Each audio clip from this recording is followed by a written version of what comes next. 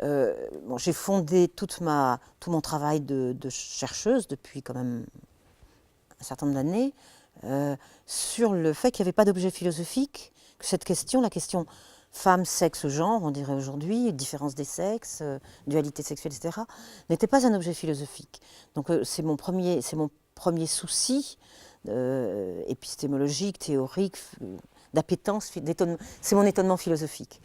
Arrive au milieu de cela la question évidemment qui est celle de penser la différence. Si on la pense par rapport à l'égalité, on va essayer d'annuler les différences. Et puis, évidemment, le sport intervient comme l'énigme par excellence. C'est-à-dire, on voit bien que puisque la différence des corps est dans la question du sport, même si aujourd'hui cette différence des corps peut être discutée comme elle ne l'a jamais été, en tout cas, on voit bien que la différence des sexes est une évidence face à la pratique sportive, quelle qu'elle soit scolaire, professionnelle, de loisirs, etc.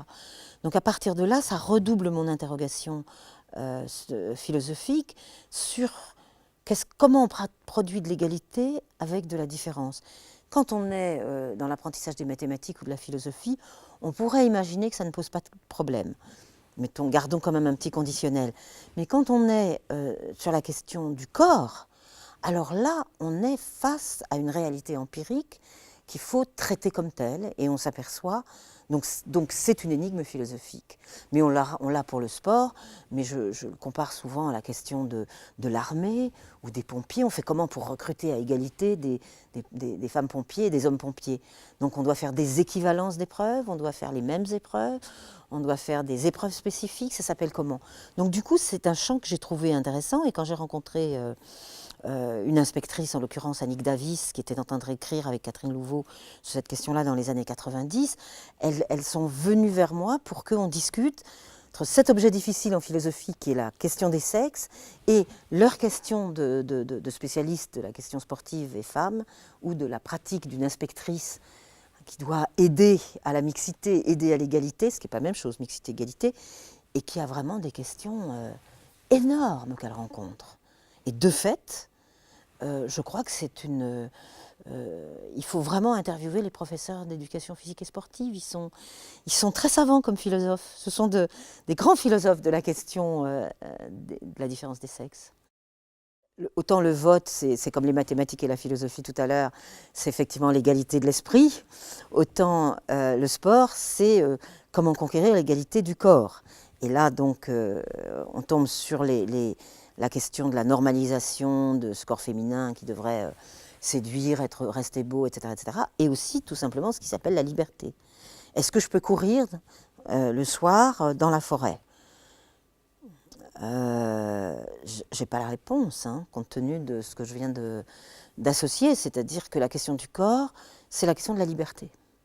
L'école, c'est le lieu du désir de savoir, mais c'est le temps où va s'apprendre le désir de l'autre. Et j'ai toujours l'idée que ces deux désirs se croisent, à partir, disons, peut-être à l'école primaire, il ne faut pas que je dise trop de bêtises, mais en tout cas sûrement au collège et au lycée. Donc comment tous ces êtres humains, filles et garçons, croisent le double désir d'apprendre et le désir de l'autre. Que fait-on avec ce double désir? Et comment est-il accompagné, ce double désir? Ou au contraire, comment est-il inabordable, aussi bien pour les parents que pour les enseignants, vers les enfants? Et quand je disais tout à l'heure que les professeurs d'EPS sont les grands philosophes de la différence des sexes dans l'école, je crois que, à l'inverse, comme on a créé l'école républicaine, et donc démocratique, tant qu'on peut, ou tant que ça se peut, pour que les différences ne soient pas exhibées ni exacerbées. Moi, je portais une blouse quand j'étais petite pour qu'on ne voit pas nos origines sociales. C'est fini tout ça, mais mon père m'expliquait bien que comme ça, on ne ferait pas de différence dans la façon d'être habillé, ou on ne pourrait pas faire la différence d'origine. Donc cette école a été conçue comme ça. Donc les professeurs, j'ai l'impression, ne veulent pas aborder ce piège qui serait: est-ce que je m'occupe de cette affaire entre les filles et les garçons où il y aurait de l'inégalité? Parce que c'est un piège, à ce moment-là, ils vont faire de la différence ou au contraire faire du neutre. Donc personne n'en parle. Mais les profs de PS, ils sont obligés. Ils sont obligés pour une raison, moi je l'ai observé en ayant des enfants, c'est qu'en 6e on fait le PS ensemble, en 5e on le fait plus ensemble. Enfin, ils bricolent, donc non seulement ce sont des philosophes, mais ce sont aussi ceux qui doivent, de façon très pratique, trouver des solutions au coup par coup, suivant chaque année, et d'une activité à l'autre. On les met ensemble, pas ensemble, on les sépare, on leur laisse le choix, parce qu'il faut se toucher quand on fait du sport. Donc on touche le corps de l'autre comment quand on a 13 ans? Caroline Wang, qui est culturiste, championne d'Autriche de bodybuilding. Là, vous avez une sorte de simulacre. Oui, mais là vous continuez. Une femme dans un corps d'homme. Une femme dans un corps d'homme. Bon, bah, une femme dans un corps d'homme, vous l'avez dit. Si vous voulez le dire comme ça, moi je suis d'accord. C'est-à-dire, je ne suis pas pour dire tout ça est neutre, on supprime les sexes, etc. Vous dites ça comme ça, mais pourquoi pas? En revanche, je réinsiste, je vais prendre un autre exemple, sur le fait que plus on posera, à juste titre, la question de la non-frontière, plus l'organisation sociale, politique et institutionnelle nous rappellera qu'il y a bien deux sexes. Et en même temps, je vais prendre un autre exemple que je trouve très intéressant.